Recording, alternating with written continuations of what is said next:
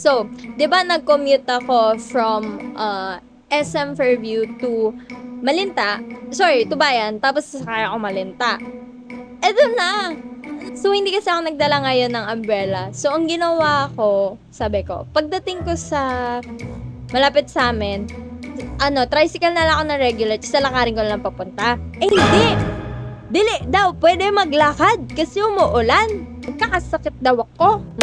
So, pagdating ko doon, tinatanong ko yung nanay ko, magkano ba yung special?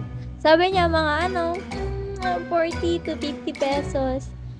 Tapos, tinignan ko yung wallet ko. 100 lang kasi dala ko, di ba? Tapos, ang ginawa ko, chinek ko yung pera. Pagtingin ko sa pera, 46 pesos lang. Tapos, nakita ko yung chat ng nanay ko na baka 48 daw.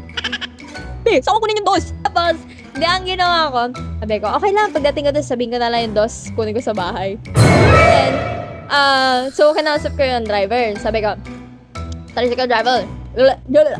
Tricycle driver. So, sabi ko sa kanya, Kuya, magkano po ba special? Sabi niya, saan? Papuntang beep! Sabi niya, 40 pesos. Yung ngiti ko, B! Kala mo nanalo ako sa lottery. Hindi niya sinabi na 40 pesos. Sabi niya sa akin, Kuya, magkano po ba papunta sa beep special? Beep! Tapos sabi niya, 40.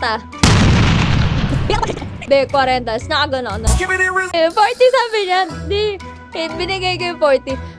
Grabe, yung pagbitaw ko ng 40 pesos sa kanya, parang ganun yung feeling ko na. Dili na lang talaga mag-comment.